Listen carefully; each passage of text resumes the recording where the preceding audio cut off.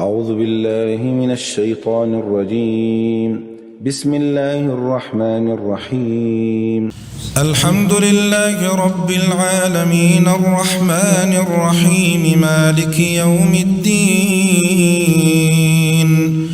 إياك نعبد وإياك نستعين.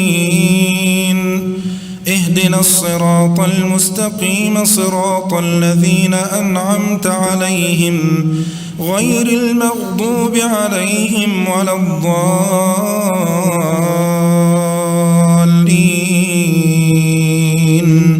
ألف لام ميم. ذلك الكتاب لا ريب فيه هدى للمتقين الذين يؤمنون بالغيب ويقيمون الصلاة ومما رزقناهم ينفقون والذين يؤمنون بما أنزل إليك وما أنزل من قبلك وبالآخرة هم يوقنون أولئك على هدى من ربهم وأولئك هم المفلحون.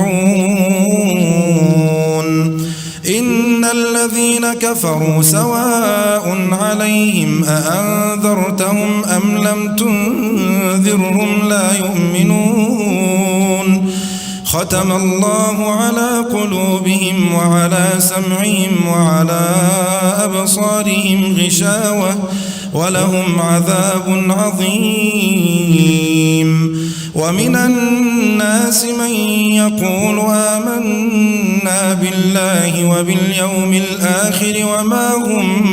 بمؤمنين يخادعون الله والذين آمنوا وما يخدعون إلا أنفسهم وما يشعرون. في قلوبهم مرض فزادهم الله مرضا ولهم عذاب أليم بما كانوا يكذبون. وإذا قيل لهم لا تفسدوا في الأرض قالوا إنما نحن مصلحون ألا إنهم هم المفسدون ولكن لا يشعرون. وإذا قيل لهم آمنوا كما آمن الناس قالوا أنؤمن كما آمن السفهاء ألا إنهم هم السفهاء ولكن لا يعلمون. وإذا لقوا الذين آمنوا قالوا آمنا وإذا خلوا إلى شياطينهم قالوا إنا معكم إنما نحن مستهزئون. الله يستهزئ بهم ويمدهم في طغيانهم يعمهون. أولئك الذين اشتروا الضلالة بالهدى فما ربحت تجارتهم وما كانوا مهتدين. مثلهم كمثل الذي استوقد نارا فلما أضاءت ما حوله ذهب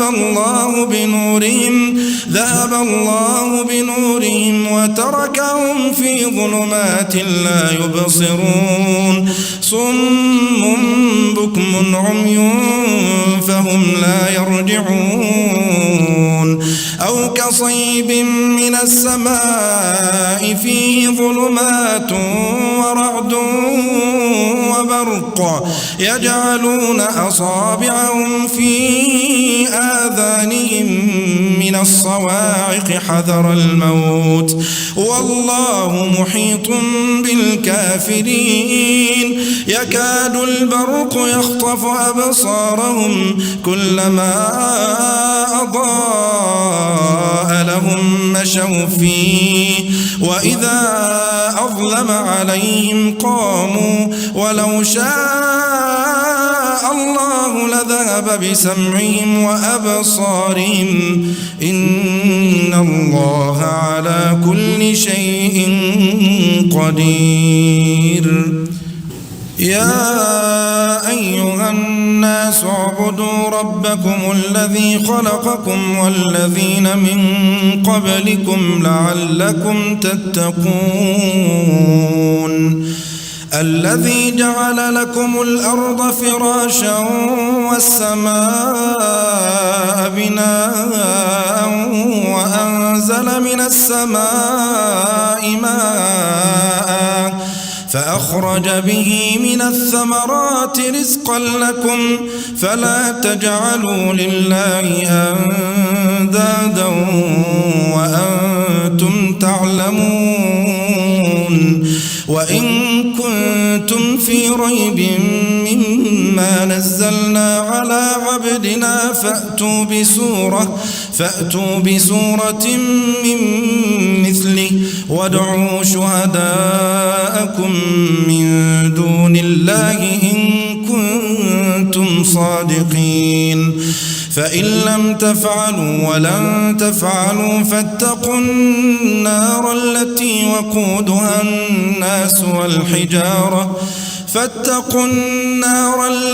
وقودها الناس والحجارة أعدت للكافرين وبشر الذين آمنوا وعملوا الصالحات أن لهم جنات تجري من تحتها الأنهار كلما رزقوا منها من ثمرة رزقا قالوا هذا الذي رزقنا من قبل وأتوا به متشابها ولهم فيها أزواج مطهرة وهم فيها خالدون إن الله لا يستحيي أن يضرب مثلا ما بعوضة فما فوقها فأما الذين آمنوا فيعلمون أنه الحق من ربهم وأما الذين كفروا فيقولون ماذا أراد الله بهذا مثلا يضل به كثيرا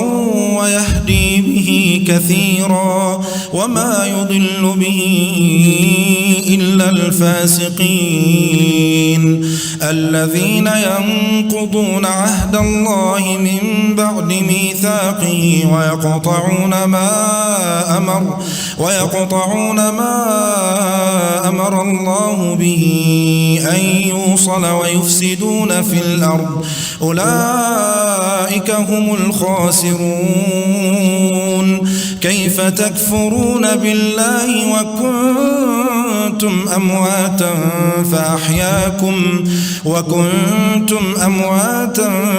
فأحياكم ثم يميتكم ثم يحييكم ثم إليه ترجعون هو الذي خلق لكم ما في الأرض جميعا ثم استوى إلى السماء فسواهن 7 سماوات وهو بكل شيء عليم وإذ قال ربك للملائكة إني جاعل في الأرض خليفة قالوا أتجعل فيها من يفسد فيها ويسفك الدماء ونحن نسبح بحمدك ونقدس لك قال إني أعلم ما لا تعلمون وعلم آدم الأسماء كلها ثم عرضهم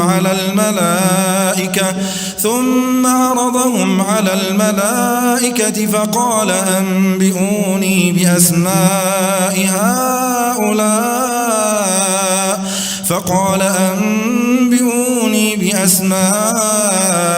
هؤلاء إن كنتم صادقين. قالوا سبحانك لا علم لنا إلا ما علمتنا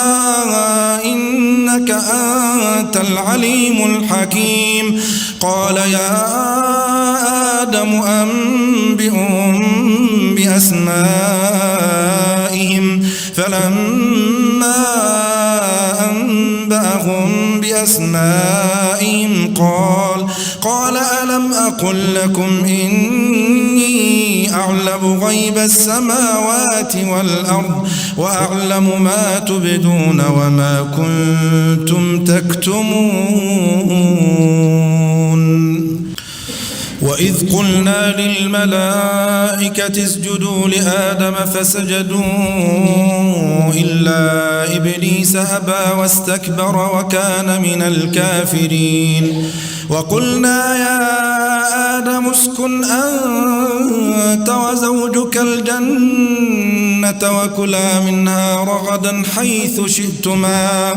ولا تقربا هذه الشجرة فتكونا من الظالمين. فأزلهما الشيطان عنها فأخرجهما مما كانا فيه وقلنا اهبطوا بعضكم لبعض عدو ولكم في الأرض مستقر ومتاع إلى حين. فتلقى آدم من ربه كلمات فتاب عليه إنه هو التواب الرحيم. قلنا اهبطوا منها جميعا فإما يأتينكم مني هدى فمن تبع هداي فلا خوف عليهم ولا هم يحزنون. والذين كفروا وكذبوا بآياتنا أولئك أصحاب النار هم فيها خالدون.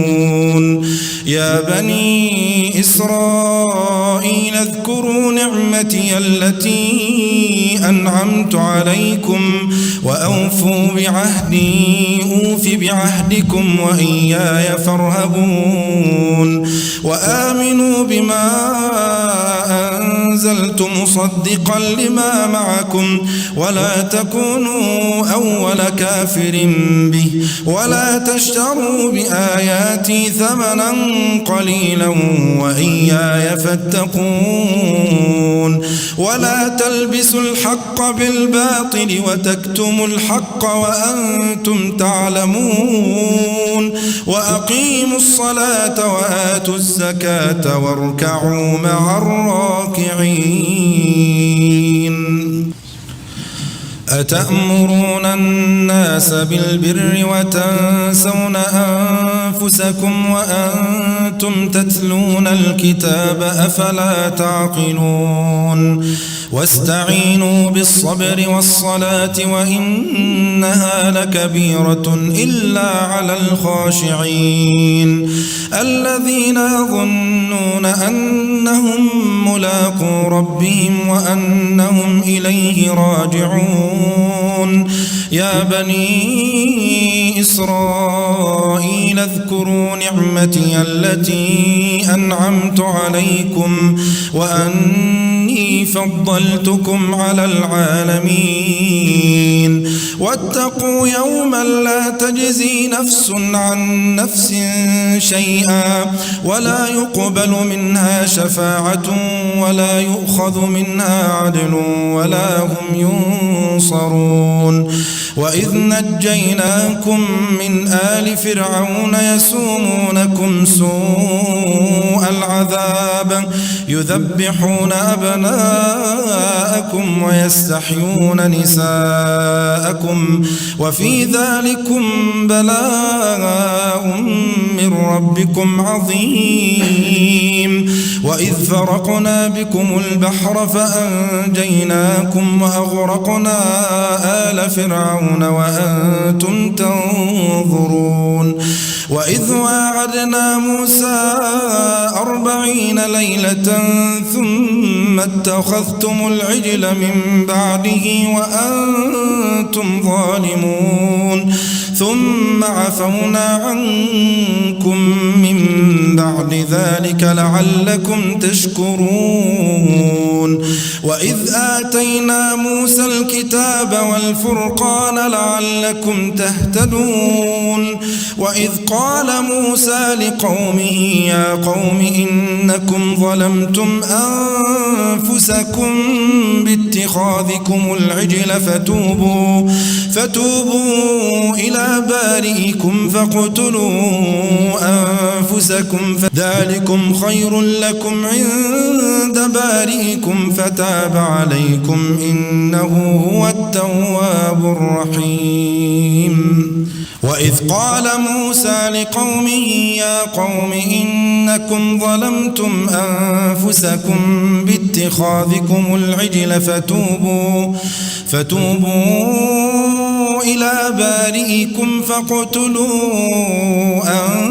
أنفسكم ذلكم خير لكم عند بارئكم فتاب عليكم إنه هو التواب الرحيم وإذ قلتم يا موسى لن نؤمن لك حتى نرى الله جهرا فأخذتكم الصاعقة وأنتم تنظرون ثم بعثناكم من بعد موتكم لعلكم تشكرون وظللنا عليكم الغمام وأنزلنا عليكم المن والسلوى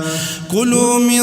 طيبات ما رزقناكم وما ظلمونا ولكن كانوا أنفسهم يظلمون وإذ قلنا ادخلوا هذه القرية فكلوا منها حيث شئتم رغدا وادخلوا الباب سجدا وقولوا حطة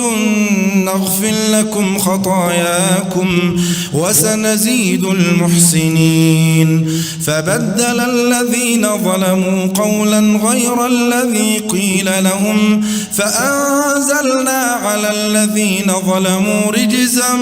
من السماء بما كانوا يفسقون وإذ استسقى موسى لقومه فقلنا اضرب بعصاك الحجر فانفجرت منه 12 عينا قد علم كل أناس مشربهم كلوا واشربوا من رزق الله ولا تعثوا في الأرض مفسدين وإذ قلتم يا موسى لن نصبر على طعام واحد فادع لنا ربك يخرج لنا مما تنبت الأرض من بقلها وقثائها وفومها وعدسها وبصلها قال أتستبدلون الذي هو أدنى بالذي هو خير اهبطوا مصرا فإن لكم ما سألتم وضربت عليهم الذلة والمسكنة وباءوا بغضب من الله ذلك بأن أنهم كانوا يكفرون بآيات الله ويقتلون النبيين بغير الحق ذلك بما عصوا وكانوا يعتدون إن الذين آمنوا والذين هادوا والنصارى والصابئين من آمن بالله واليوم الآخر وعمل صالحا فلهم أجرهم عند ربهم ولا خوف عليهم ولا هم يحزنون وإذ أخذنا ميثاقكم ورفعنا فوقكم الطور خذوا ما آتيناكم بقوة واذكروا ما فيه لعلكم تتقون ثم توليتم من بعد ذلك فلولا فضل الله عليكم ورحمته لكنتم من الخاسرين ولقد علمتم الذين اعتدوا منكم في السبت فقلنا لهم كونوا قردة خاسئين فجعلناها نكالا لما بين يديها وما خلفها وموعظة للمتقين وإذ قال موسى لقومه إن الله يأمركم أن تذبحوا بقرة قالوا أتتخذنا هزوا قال أعوذ بالله أن أكون من الجاهلين قالوا ادع لنا ربك يبين لنا ما هي قال إنه يقول إنها بقرة لا فارض ولا بكر عوان بين ذلك فافعلوا ما تؤمرون قالوا ادع لنا ربك يبين لنا ما لونها قال إنه يقول إنها بقرة صفراء فاقع لونها تسر الناظرين قالوا ادع لنا ربك يبين لنا ما هي إن البقرة شابه علينا وإنا إن شاء الله لمهتدون قال إنه يقول إنها بقرة لا ذلول تثير الأرض ولا تسقي الحرث مسلمة لا شية فيها قالوا الآن جئت بالحق فذبحوها وما كادوا يفعلون وإذ قتلتم نفسا فادارأتم فيها والله مخرج ما كنتم تكتمون فقلنا اضربوه ببعضها كذلك يحيي الله الموتى ويريكم آياته لعلكم تعقلون ثم قست قلوبكم من بعد ذلك فهي كالحجارة أو أشد قسوة وإن من الحجارة لما يتفجر منه الأنهار وإن منها لما يشقق فيخرج منه الماء وإن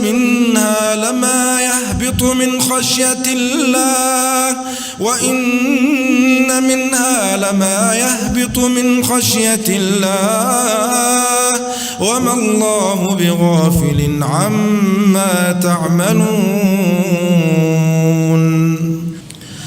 أفتطمعون أن يؤمنوا لكم وقد كان فريق منهم يسمعون كلام الله ثم وقد كان فريق منهم يسمعون كلام الله ثم يحرفونه من بعد ما عقلوه وهم يعلمون وإذا لقوا الذين آمنوا قالوا آمنا وإذا خلوا بعضهم إلى بعض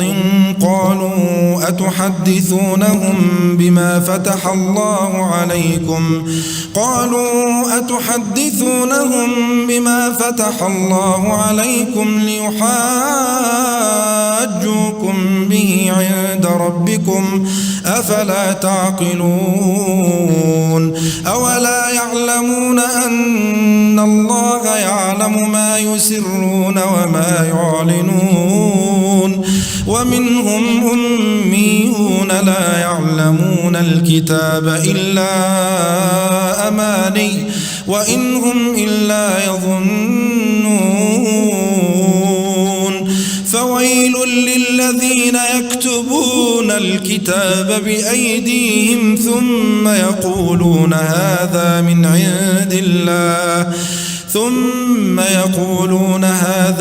عند الله ليشتروا به ثمنا قليلا فويل لهم مما كتبت أيديهم وويل لهم مما يكسبون وقالوا لن تمسنا النار إلا أياما معدودة قل أتخذتم عند الله عهدا فلن يخلف الله عهده أم تقولون على الله ما لا تعلمون بلى من كسب سيئة وأحاطت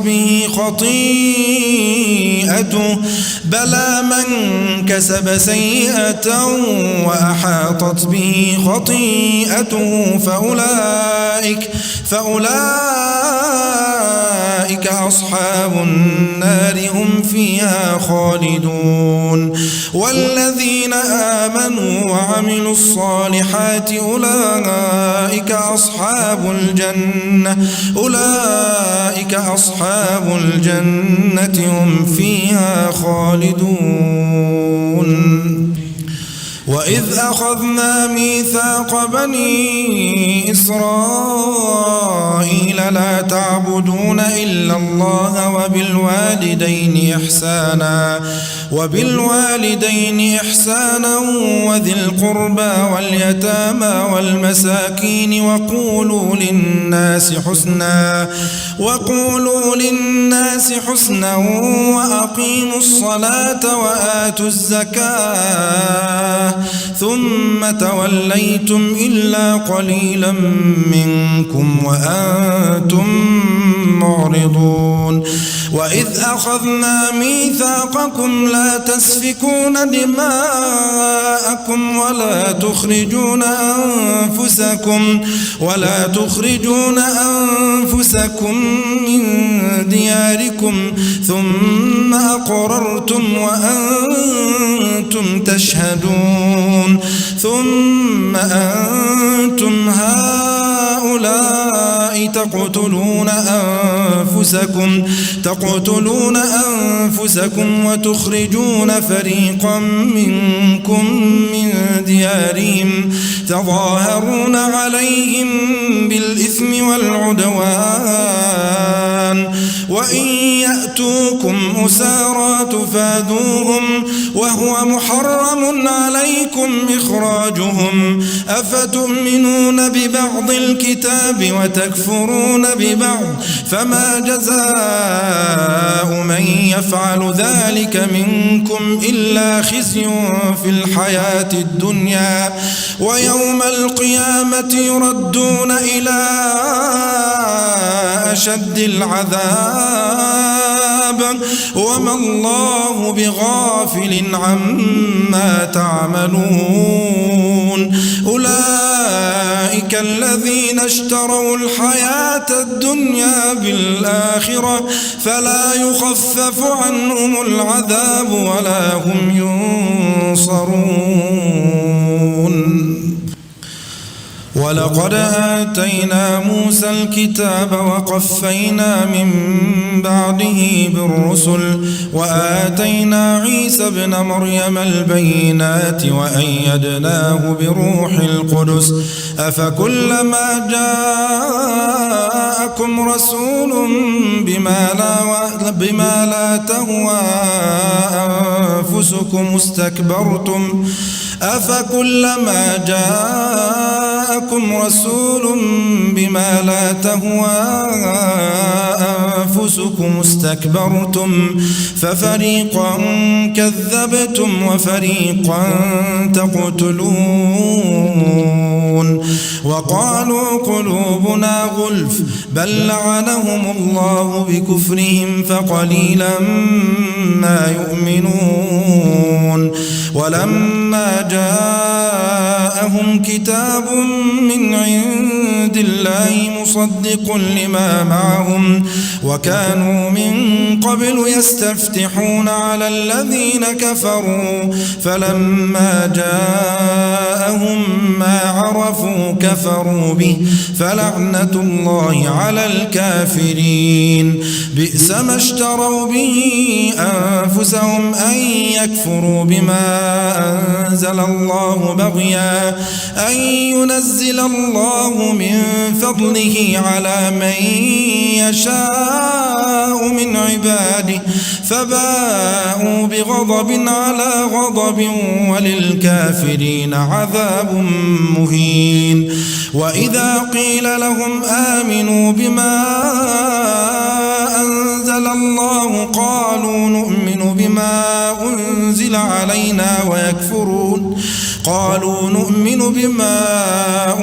علينا ويكفرون بما وراءه وهو الحق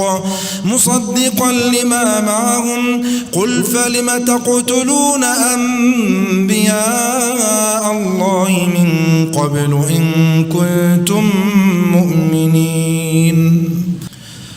ولقد جاءكم موسى بالبينات ثم اتخذتم العجل من بعده وأنتم ظالمون وإذ أخذنا ميثاقكم ورفعنا فوقكم الطور خذوا ما آتيناكم بقوة واسمعوا قالوا سمعنا وعصينا وأشربوا في قلوبهم العجل بكفرهم قل بئس ما يأمركم به إيمانكم من قبل إن كنتم مؤمنين قل إن كانت لكم الدار الآخرة عند الله خالصة من دون الناس فتمنوا الموت إن كنتم صادقين ولن يتمنوه أبدا بما قدمت أيديهم والله عليم بالظالمين ولتجدنهم أحرص الناس على حياة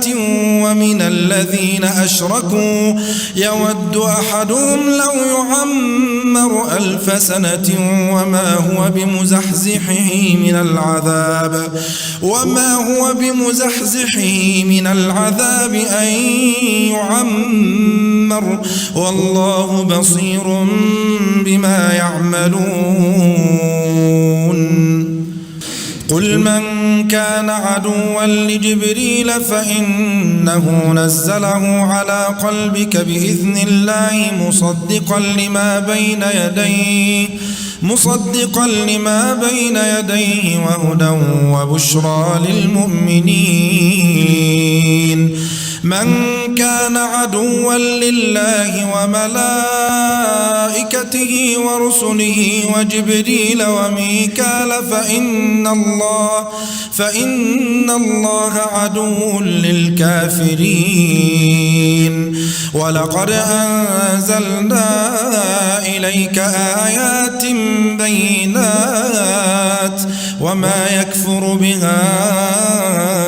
إلا الفاسقون أو كلما عاهدوا عهدا نبذه فريق منهم بل أكثرهم لا يؤمنون ولما جاءهم رسول من عند الله مصدق لما معهم نبذ فريق من الذين أوتوا الكتاب كتاب الله وراء ظهورهم كأنهم لا يعلمون واتبعوا ما تتلو الشياطين على ملك سليمان وما كفر سليمان ولكن الشياطين كفروا يعلمون الناس السحر وما أنزل على الملكين ببابل هاروت وماروت وما يعلمان من أحد حتى يقولا إنما نحن فتنة فلا تكفر فيتعلمون منهما ما يفرقون به بين المرء وزوجه وما هم بضارين به من أحد إلا بإذن الله وما هم بضارين به من أحد إلا بإذن الله ويتعلمون ما يضرهم ولا ينفعهم ولقد علموا لمن اشتراه ما له في الآخرة من خلاق ولبئس ما شروا به أنفسهم لو كانوا يعلمون ولو أنهم آمنوا واتقوا لمثوبة من عند الله خير لو كانوا يعلمون يا أيها الذين آمنوا لا تقولوا راعنا وقولوا انظرنا واسمعوا وللكافرين عذاب أليم ما يود الذين كفروا من أهل الكتاب ولا المشركين أن ينزل عليكم من خير من ربكم والله يختص برحمته من يشاء والله ذو الفضل العظيم ما ننسخ من آية أو ننسها نأتي بخير منها أو مثلها ألم تعلم أن الله على كل شيء قدير ألم تعلم أن الله له ملك السماوات والأرض وما لكم من دون الله من ولي ولا نصير أم تريدون أن تسألوا رسولكم كما سئل موسى من قبل ومن يتبدل الكفر بالإيمان فقد ضل سواء السبيل ود كثير من أهل الكتاب لو يردونكم من بعد إيمانكم كفارا حسدا من عند أنفسهم من بعد ما تبين لهم الحق فاعفوا واصفحوا حتى يأتي الله بأمره إن الله على كل شيء قدير وأقيموا الصلاة وآتوا الزكاة وما تقدموا لأنفسكم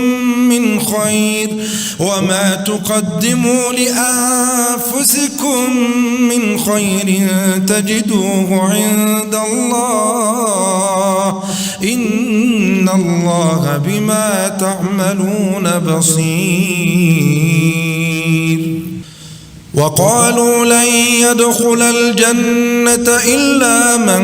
كان هودا أو نصارى تلك أمانيهم قل هاتوا برهانكم إن كنتم صادقين بلى من أسلم وجهه لله وهو محسن فله أجره عند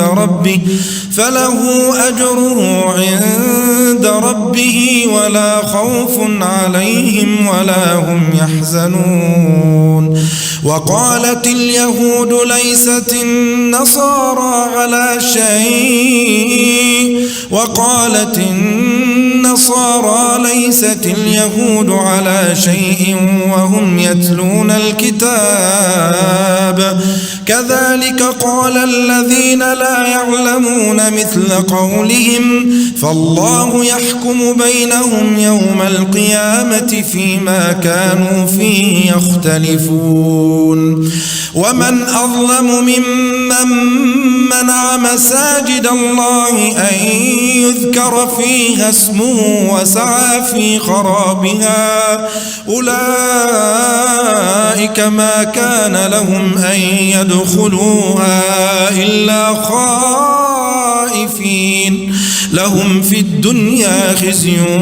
ولهم في الآخرة عذاب عظيم ولله المشرق والمغرب فأينما تولوا فثم وجه الله إن الله واسع عليم وقالوا اتخذ الله ولدا سبحانه بل له ما في السماوات والأرض كل له قانتون بديع السماوات والأرض وإذا قضى أمرا فإنما يقول له كن فيكون وقال الذين لا يعلمون لولا يكلمنا الله أو تأتينا آية كذلك قال الذين من قبلهم مثل قولهم تشابهت قلوبهم قد بينا الآيات لقوم يوقنون إنا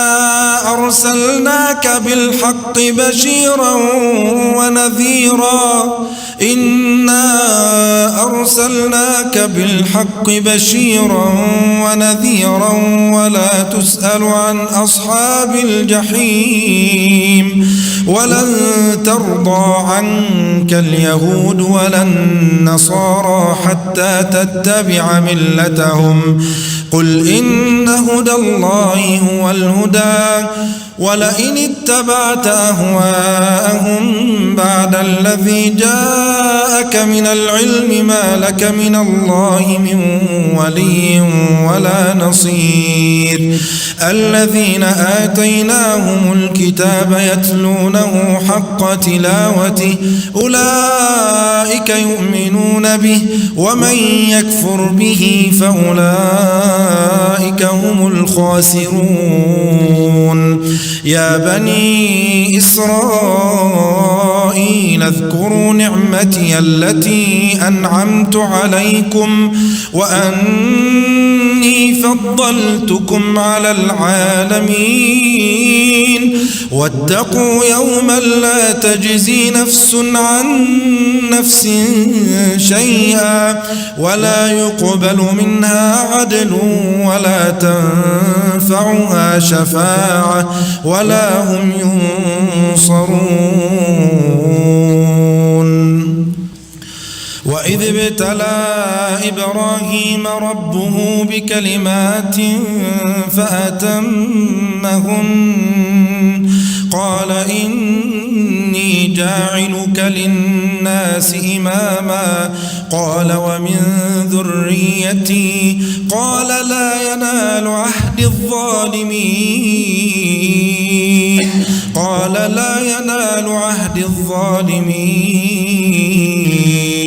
وإذ جعلنا البيت مثابة للناس وأمنا واتخذوا من مقام إبراهيم مصلى وعهدنا إلى إبراهيم وإسماعيل أن طهرا بيتي للطائفين والعاكفين والركع السجود. وإذ قال إبراهيم رب اجعل هذا بلدا آمنا وارزق أهله من الثمرات من آمن منهم بالله واليوم الآخر قال ومن كفر فأمتعه قليلا ثم أضطره إلى عذاب النار وبئس المصير. وإذ يرفع إبراهيم القواعد من البيت وإسماعيل ربنا تقبل منا إنك أنت السميع العليم ربنا واجعلنا مسلمين لك ومن ذريتنا أمة مسلمة لك وأرنا مناسكنا وتب علينا إنك أنت التواب الرحيم. ربنا وابعث فيهم رسولا منهم يتلو عليهم آياتك ويعلمهم الكتاب والحكمة ويزكيهم إنك أنت العزيز الحكيم. ومن يرغب عن ملة إبراهيم إلا من سفه نفسه ولقد اصطفيناه في الدنيا وإنه في الآخرة لمن الصالحين. إذ قال له ربه أسلم قال أسلمت لرب العالمين. ووصى بها إبراهيم بنيه ويعقوب يا بني إن الله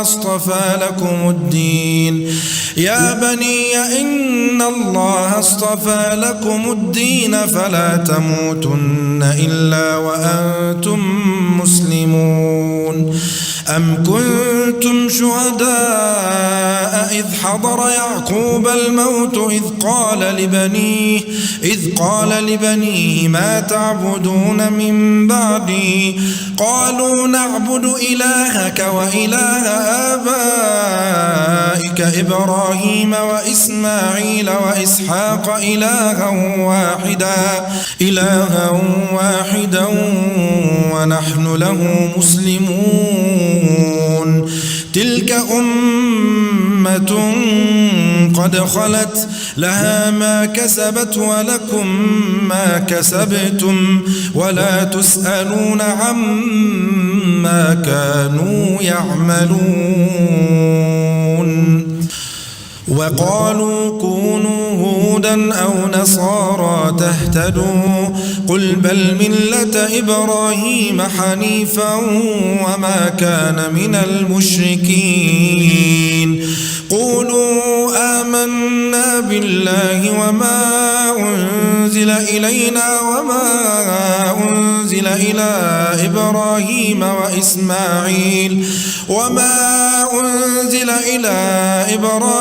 وإسماعيل وإسحاق ويعقوب والأسباط. قولوا آمنا بالله وما أنزل إلينا وما أنزل إلى إبراهيم وما أنزل إلى إبراهيم وإسماعيل وإسحاق ويعقوب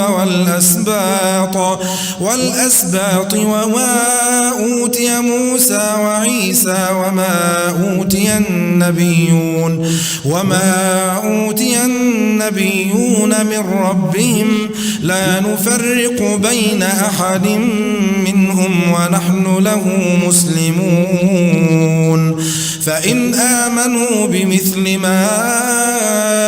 آمنتم به فقد اهتدوا وإن تولوا فإنما هم في شقاق فسيكفيكهم الله وهو السميع العليم صبغة الله ومن أحسن من الله صبغة ونحن له عابدون قل أتحاجوننا في الله وهو ربنا وربكم ولنا أعمالنا ولكم أعمالكم ونحن له مخلصون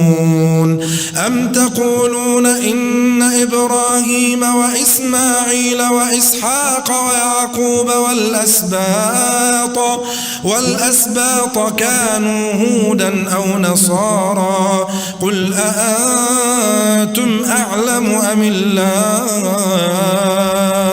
ومن أظلم ممن كتم شهادة عنده من الله وما الله بغافل عما تعملون تلك أمة قد خلت لها ما كسبت ولكم ما كسبتم ولا تسألون عما كانوا يعملون